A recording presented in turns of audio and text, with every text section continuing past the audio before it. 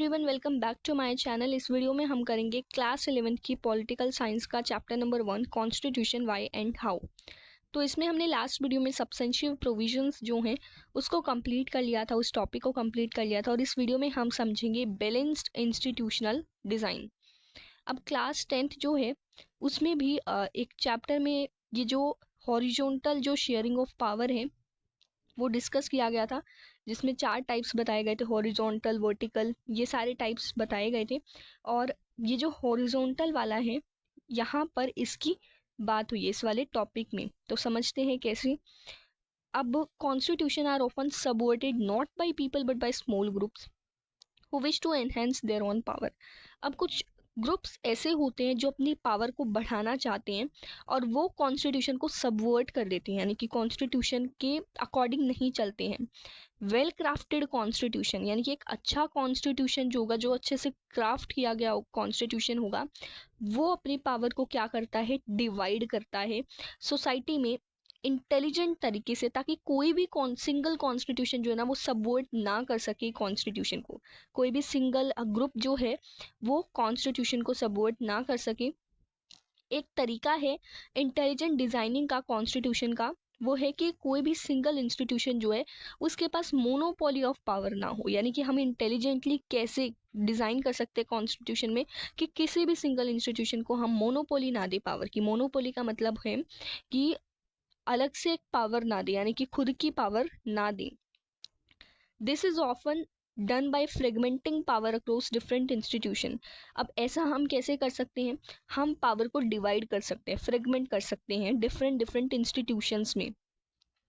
जैसे Indian constitution में अब 3 ऑर्गन्स की बात आती है, और वो 3 ऑर्गन कौन कौन से, लेजिस्लेचर, जुडिशरी और कौन सा है, एग्जीक्यूटिव है। ये तीनों ऑर्गन है और इन तीनों ही ऑर्गन में एक इंटेलिजेंट जो सिस्टम है, चेक्स एंड बैलेंसेस का जो सिस्टम है, वो इन तीनों ही इंस्टीट्यूशन में बनाया गया है। क्यों बनाया गया है, इसको बनाने का रीज़न है ताकि जो इन तीनों में जो भी फंक्शनिंग है ना, ये तीनों एक दूसरे पर चेक कर सके, यानी कि एक दूसरे को चेक कर सके कि ये अच्छे से काम कर रहे हैं या नहीं।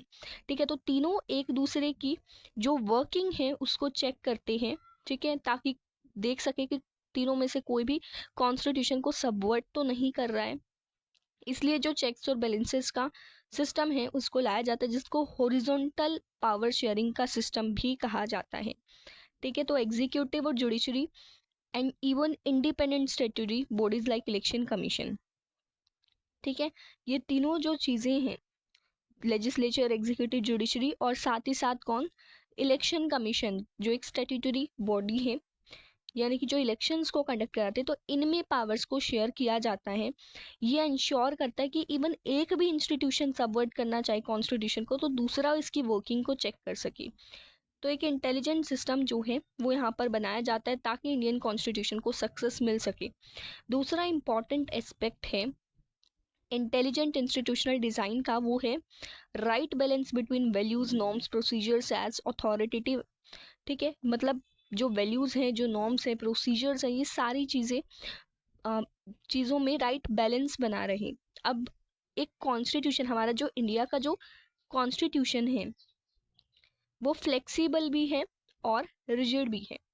ठीक है, फ्लेक्सिबल भी है और रिजिड भी है। ठीक है, रिजिड का मतलब होता है हार्ड, यानी कि जिसमें चेंजेस ना किए जा सके, और फ्लेक्सिबल का मतलब होता है कैन बी चेंजेबल, यानी कि जिसमें चेंजेस भी किए जा सके। तो अब यहाँ पर दोनों ही चीज़ें आ गई, दोनों ही ऑपोजिट है कि चेंजेस भी किए जा सकते हैं और ये हार्ड भी है। अब ये कैसे है ये हम समझते हैं। ठीक है, तो ये इसमें फ्लेक्सिबिलिटी भी होती है कि मतलब जैसे जैसे एनवायरनमेंट जो है वो चेंज होता रहता है, तो सर्कमस्टांसिस के अकॉर्डिंग, नीड्स के अकॉर्डिंग वहाँ पर भी चेंज किया जा सके कॉन्स्टिट्यूशन में भी। और अगर बहुत ज़्यादा हार्ड कॉन्स्टिट्यूशन होगा, बहुत ज़्यादा रिजिड कॉन्स्टिट्यूशन होगा जिसमें हम चेंजेस नहीं ला सकते हैं, तो ये वेट ऑफ चेंज में, यानी कि चेंज तो लाना ही पड़ेगा, मतलब अलग अलग सर्कमस्टांसिस के अकॉर्डिंग। तो अगर बहुत रिजिड कॉन्स्टिट्यूशन होगा तो वो टूट जाएगा, वो ज़्यादा दिनों तक नहीं बना रहेगा। और एक कॉन्स्टिट्यूशन जो बहुत ज़्यादा फ्लेक्सिबल होगा, यानी कि जिसमें चेंजेस किए जा सके, बार बार चेंजेस किए जा सके। तो ऐसा कॉन्स्टिट्यूशन में भी कोई सिक्योरिटी नहीं होगी, प्रेडिक्टेबिलिटी नहीं होगी, आइडेंटिटी नहीं होगी लोगों के लिए। सक्सेसफुल कॉन्स्टिट्यूशन जो है वो राइट बैलेंस बनाकर रखते हैं कोर वैल्यूज में और adopting them to new circumstances, यानी कि नए जो सर्कमस्टांसेस हैं उनके अकॉर्डिंग फ्लेक्सिबल भी है कॉन्स्टिट्यूशन, यानी कि उसमें चेंजेस भी लाए जा सकते हैं। और ये रिजिड भी है, यानी कि कुछ सर्कमस्टांसेस में ये रिजिड भी है जिसमें चेंजेस नहीं लाए जा सकते हैं।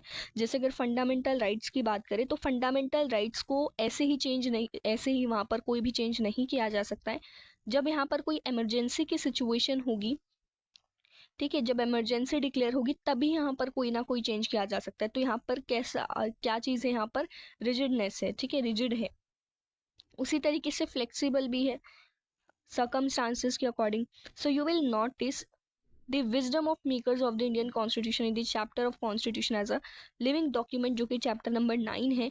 और जो इंडियन कॉन्स्टिट्यूशन है उसको एक लिविंग डॉक्यूमेंट कहा जाता है। क्यों कहा जाता है? क्योंकि इसमें एक बैलेंस बना रहता है कि इसमें चेंजेस भी लाए जा सकते हैं और ऐसे जो चेंजेस हैं उन पर लिमिट्स भी लाए जाते हैं, लिमिट्स भी लगाए जाते हैं।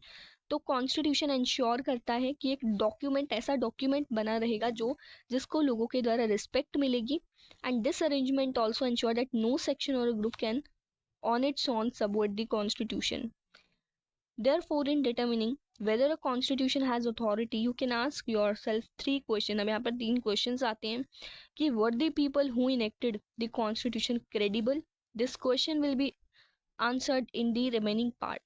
Secondly, did constitution ensure the power was intelligently organized so that it was not easy for any group to subvert the constitution? कि constitution intelligently organize किया गया है कि कोई भी सबवर्ट ना कर सके कॉन्स्टिट्यूशन को, और हर किसी को कुछ ना कुछ रीज़न देता है साथ चलने के लिए, यानी कि फॉलो करने के लिए। एंड क्या जो कॉन्स्टिट्यूशन है वो लोगों के होप्स का, एस्पिरेशंस का लोकस है। The ability of constitution to command voluntary allegiance depends to a certain extent upon whether constitution is just. What are the principle of justice underlying Indian constitution?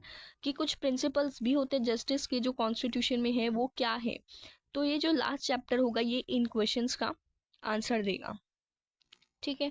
तो ये वाला जो पार्ट है वो complete हो चुका है जिसमें हमने इंस्टीट्यूशनल बैलेंस, इंस्टीट्यूशनल डिज़ाइन पढ़ा, जिसमें हमने कॉन्स्टिट्यूशन के बारे में पढ़ा कि कॉन्स्टिट्यूशन में एक तो हॉरिजॉन्टली पावर को डिवाइड किया जाता है, दूसरा जो कॉन्स्टिट्यूशन है वो रिजिड भी है और साथ ही साथ फ्लेक्सिबल भी है, चेंजेस भी किए जा सकते हैं और हार्ड भी है, सर्कमस्टांसेस के अकॉर्डिंग चेंज होता रहता है और वहीं कुछ लिमिट्स भी सेट की जाती हैं।